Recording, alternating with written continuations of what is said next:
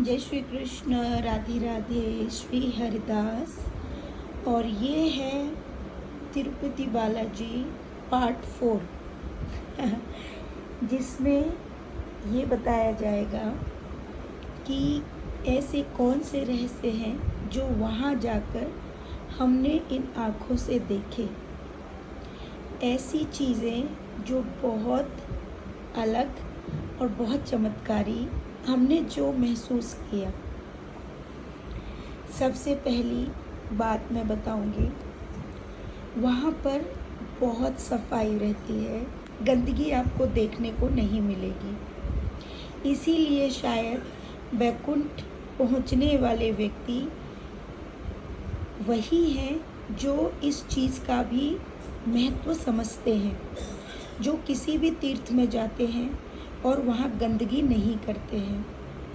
उन गंदगियों को डस्टबिन में या कहीं भी ऐसे स्थान पर नहीं फेंकते हैं। इसीलिए मैं बहुत बार वीडियोस में ये बात बोल चुकी हूँ, जब भी किसी तीर्थ पर जाओ तो नंगे पैर जाओ, ताकि आप ये समझ पाओ कि गंदगी करने पर वो तुम्हारे ही पैरों को नुकसान करेगी, तुम्हें ही कष्ट देगी। जब स्वयं नंगे पैर जाओगे तब इस चीज़ का आभास होगा। ठीक है, तो बैकुंठ जब जाएंगे तो नंगे पैर ही सबको जाना पड़ेगा। अभी तो धरती के बैकुंठ की बात हो रही है, धरती के ऊपर भी बैकुंठ है, उसके बाद भी गोलोक है, तब तक मनुष्य को वैसा बनना पड़ेगा। दूसरा सत्य, भोजन जैसा भी हो उसका सम्मान करना चाहिए। अन्न के एक एक दाने का बहुत बड़ा महत्व है, उसको समझना चाहिए, उसको वेस्ट नहीं करना चाहिए। वहाँ का भोजन अति स्वादिष्ट, चाहे आप अन्न प्रसादी किसी भी रूप में लेते हो, जिसमें भले ही आपने भेंट ना चढ़ाई हो, ठीक है, या आपने पैसे देकर अन्न खाया हो, उसका महत्व आपको पता होना चाहिए। जीभ के स्वाद के लिए भोजन को इस्तेमाल नहीं करना चाहिए, ठीक है। तो वहाँ का भोजन बहुत स्वादिष्ट है, जो भी आप खाएंगे। वहाँ की चाय पूरे दूध में बनती है, पानी का इस्तेमाल ही नहीं होता। जो हमें महसूस हुआ, जो हमने पिया, चाय पियो, कॉफ़ी पियो, दूध पियो, जो भी आप खा पी रहे हैं। रही बात लहसुन प्याज की, देखिए लहसुन प्याज का इस्तेमाल साउथ में होता है, उनकी ज़्यादातर वस्तुओं में लहसुन प्याज का इस्तेमाल किया जाता है। दूसरा, आप अगर लहसुन प्याज नहीं खाते हैं तो आपको ये बात पहले ही बतानी होगी कि आप ऐसा ही भोजन मंगाएं जिसमें लहसुन प्याज ना हो। अब रही बात हमारी, हम जब वहाँ पहुँचे तो मुझे लगता है मेरे लिए लहसुन प्याज कोई ज़्यादा मायने नहीं रखता, कोई इफ़ेक्ट नहीं करता, क्योंकि पेशेंट होने के नाते मैं कभी कभी लहसुन प्याज का सेवन करती हूँ। मेरा मानना है लहसुन प्याज से ज़्यादा मनुष्य के अंदर उसकी प्रवृत्ति, उसके भाव, उसकी शुद्धता, उसको एक एक वस्तु से करनी पड़ती है। अगर स्थिति ऐसी है कि आपको ऐसा भोजन मिल रहा है जिसमें लहसुन प्याज है, तो आप वो भी पा सकते हैं, क्योंकि अन्न का आप वहाँ भी अपराध नहीं कर सकते। आप पहले ही बोल दीजिए कि आप लहसुन प्याज का भोजन नहीं खाते हैं, मैं इसको ज़्यादा बड़ा अपराध नहीं मानती हूँ। रही बात प्रभु के सेवन की, प्रभु को आप लहसुन प्याज का सेवन नहीं करा सकते, आप उनको भोग में नहीं दे सकते। ये लहसुन प्याज भी परिस्थिति अनुरूप है। अगर आपको लग रहा है कि ऐसा कोई भोजन आपको प्राप्त नहीं हो रहा है जिसमें लहसुन प्याज नहीं है, तो आप भूख मिटाने के लिए लहसुन प्याज का इस्तेमाल कर सकते हैं, ठीक है। इसको अदरवाइज में ना लेके जाए।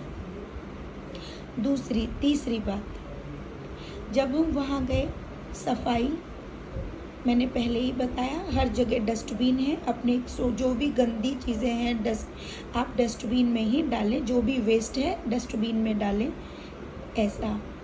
दूसरा, वहाँ के मनुष्यों में भगवान का भय है, इसीलिए वहाँ पे भाग दौड़ नहीं होती, कोई किसी को धक्का मुक्की नहीं करता है।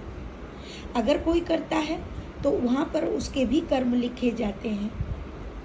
तीसरा, वहाँ पे जो भी भोजन हमको जो प्रभु ने प्राप्त करवाया या हमें प्रभु ने जो प्रदान करवाया वो सब देसी घी से निर्मित था, चाहे हमने धन देकर खाया हो या बिना धन का हो। उसका स्वाद ही ऐसा था कि मैं आपको क्या बताऊं।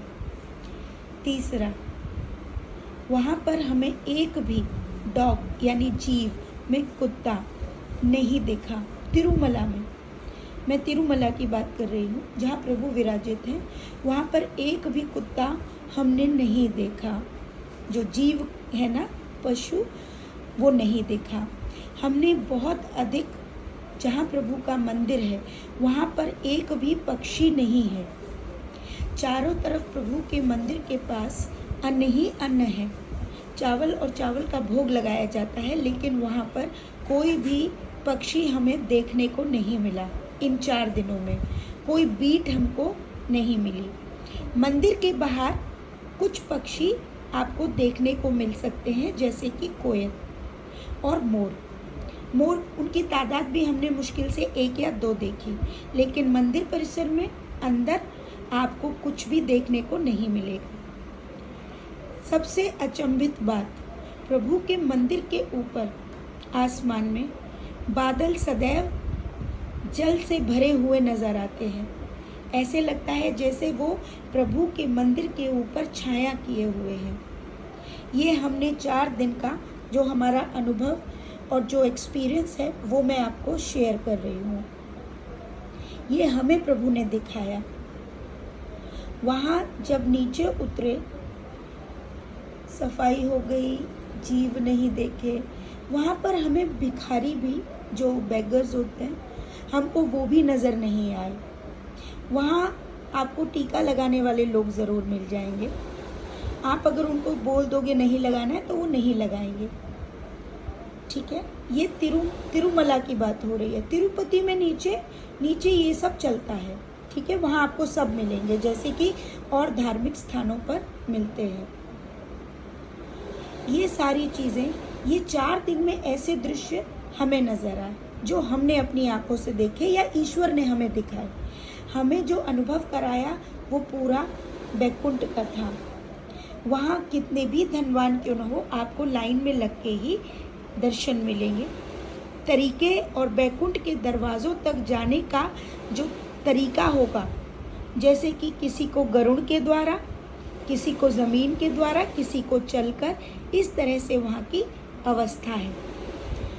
अगर कोई व्यक्ति ये सारी अवस्थाएं होने के बाद भी पैदल यानी 3600 सीढ़ियाँ चढ़ने का मन बनाकर वहाँ पहुँचता है तो भी प्रभु उससे प्रसन्न हो जाते हैं। शुरुआती में हमारी यही कामना थी, लेकिन क्योंकि समय हमारे पास कम था, क्योंकि हमें लौट के वापस आना था, क्योंकि घर में प्रभु सेवा है, इसी वजह से हम 4 दिन से ज़्यादा समय वहाँ नहीं बिता सकते थे। लेकिन हमारी कामना थी कि हम पैदल जाएं। लेकिन इस बार हमें सारा रूट पता चल गया है। अब कभी जाएंगे तो प्रभु की आज्ञा अनुरूप, अगर प्रभु चाहेंगे तो हम वो 3600 सीढ़ियाँ भी ज़रूर पार करेंगे प्रभु आज्ञा से। ये है सुंदर दर्शन, ये है सुंदर बैकुंठ जो मैं आपको इस चौथे वीडियो में बताना चाहती थी। अब आती है बात, यस, वहाँ पर कोई नशा कोई नहीं कर सकता, क्योंकि कुछ भी, इवन गुटखा, सुपारी, पान मसाला भी तिरुमला में नहीं बिकता है। ये सब तिरुपति में बिकता है। वहाँ पर चेकिंग भी होती है।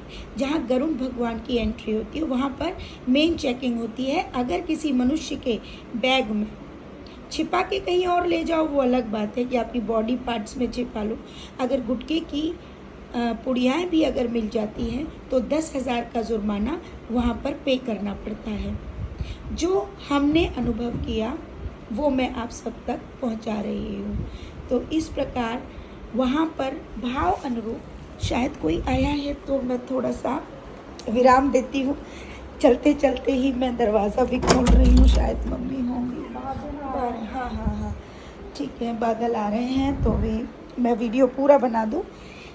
अब आती है बात तीसरी कि हम वहाँ जाते हैं। हमारी दृष्टि और हमारी नज़र, इन दोनों को बदलना और हमारे जीवन में लाना, ये भी प्रभु के हाथों में है। कैसे? अगर आपको स्वयं अगर ये जानना है कि आपको अगर बैकुंठ में जाकर भी अगर बैकुंठ के दर्शन नहीं हो रहे हैं, इसका मतलब अभी कुछ अपराध या कुछ पाप हमारे जीवन में अभी शेष हैं। इसी कारण हम बैकुंठ को बैकुंठ की नज़र से नहीं देख पाए, या हमको वो दृष्टि प्रभु ने प्रदान नहीं की। आप स्वयं इस बात का अनुभव कर सकते हैं। और अगर आपने इन शरीर की आँखों से बैकुंठ के दर्शन अगर मिल चुके हैं, आपको जो मैंने बातें बताई हैं, अगर आपने ये सब का अनुभव और इन दृश्यों को देखा है, तो आप समझ जाइएगा आप पर प्रभु की अनंत कृपा है। राधे राधे। श्री हरिदास।